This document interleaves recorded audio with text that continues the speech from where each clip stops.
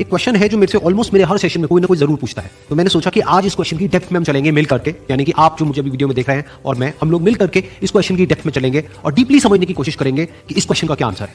वो क्वेश्चन है कि हमेशा मोटिवेटेड कैसे रहे। तो इससे पहले कि इस क्वेश्चन की हम डेप्थ में चले, मैं आपको बताना चाहूंगा एक ऐसी स्टडी के बारे में जो बहुत ही इंटरेस्टिंग है। वो हुई थी कोलंबिया यूनिवर्सिटी में 1998 में। एक प्रोफेसर ने इस स्टडी को किया जिसमें कि बहुत सारे बच्चे थे जो कि सारे 5th स्टैंडर्ड के थे और उनको पजल्स थी बहुत तरह तरह की सॉल्व करने के लिए। उसमें से कुछ पजल्स बहुत ही मुश्किल थी, कुछ बहुत ही आसान थी। उसके बाद में जब उन बच्चों ने उन पजल्स को सॉल्व किया तो उसके बाद में सभी बच्चों को एक ही बात कही गई कि आपने बहुत अच्छा किया। बस यहाँ पर एक छोटा सा फर्क था। आधे बच्चों को उन्होंने कहा कि आपने इतना एक्स्ट्राऑर्डिनरी इसलिए परफॉर्म किया क्योंकि आप बहुत ही ज्यादा इंटेलिजेंट हो, और बाकी के जो आधे बच्चे थे उनको कहा गया कि आपने जो इतना एक्स्ट्राऑर्डिनरी परफॉर्म किया उसकी वजह थी आपका हार्ड वर्क। फिर उसके बाद में दोबारा से इन सब बच्चों को कुछ पजल्स दी गई सॉल्व करने के लिए, जिसमें से कुछ बहुत ही आसान थी और कुछ बहुत ही मुश्किल थी।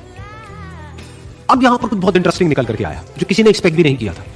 वो बच्चे जिनको कहा गया था कि आप बहुत इंटेलिजेंट हो, बहुत स्मार्ट हो, उनको जब वो पजल्स मिली तो उन्होंने क्या किया, जो मुश्किल पजल्स थी उसको छोड़ दिया, आसान पजल्स के ऊपर काम करना शुरू किया, और उसमें भी कुछ देर बाद ही वो बच्चे बोर हो गए।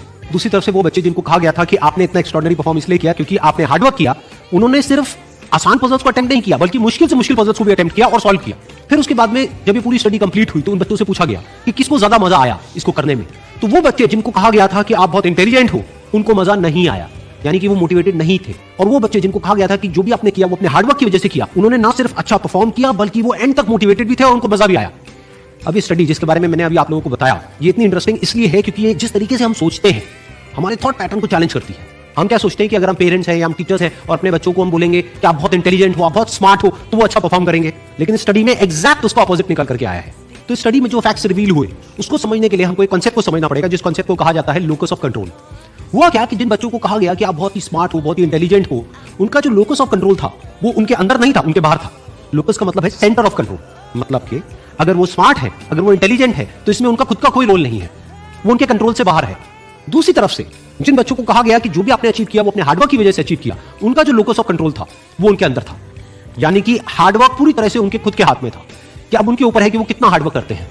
और ये सिर्फ इस स्टडी में निकल करके नहीं आया है, इस तरह की और भी बहुत सारी स्टडीज हुई हैं, बहुत सारी रिसर्चेस हुई हैं जहां पर एग्जैक्ट यही चीज निकल करके आई है कि अगर हम खुद को हमेशा मोटिवेटेड रखना चाहते हैं तो उसका सिर्फ एक तरीका है कि जो कंट्रोल है वो पूरी तरह से हमारे अपने हाथ में होना चाहिए। तो अब समझने की कोशिश करते हैं कि ऐसा क्या होता है कि जो कंट्रोल है वो हमारे हाथ से चला जाता है, और ऐसा क्या होता है जब कंट्रोल हमारे हाथ में आ जाता है। जब भी हम एक्सटर्नल फैक्टर्स की बात करते हैं कि मैं ये नहीं कर पा रहा इस वजह से, उस वजह से, उस वजह से, जो कि मेरे कंट्रोल से बाहर है, तो हमारे हाथ से कंट्रोल चला जाता है।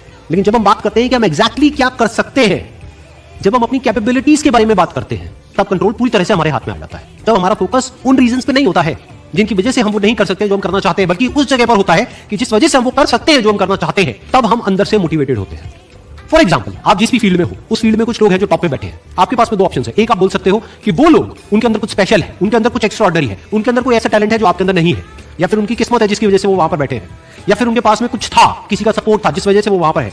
अगर इसमें से ऐसा आपने कुछ भी बोला तो आप फंस गए। अब आप मोटिवेटेड नहीं रह सकते उस काम को करने के लिए जो आप काम कर रहे हो, क्योंकि अब कंट्रोल आपके हाथ से बाहर है। क्योंकि अब अगर आपके पास में वो है ही नहीं जो उनके पास में है, तो अब वो कैसे बन सकते हो जो कि वो बन चुके हैं।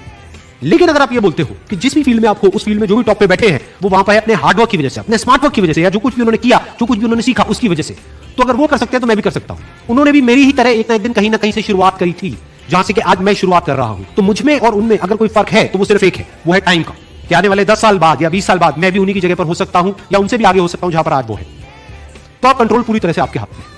तो हमारे पास में हमेशा ये दो ऑप्शन होते हैं, एक कि हम कंट्रोल को अपने हाथ से छोड़ दें, और दूसरा कि कंट्रोल हम पूरी तरीके से अपने हाथ में ले लें। एक कि कंट्रोल हमारा बाहर हो, एक है कंट्रोल हमारा अंदर हो। तो इस बात को हमेशा याद रखना कि आपका कंट्रोल कहीं बाहर नहीं होना चाहिए, आपके अपने ही अंदर होना चाहिए। Wish you all the very best. Thank you so much.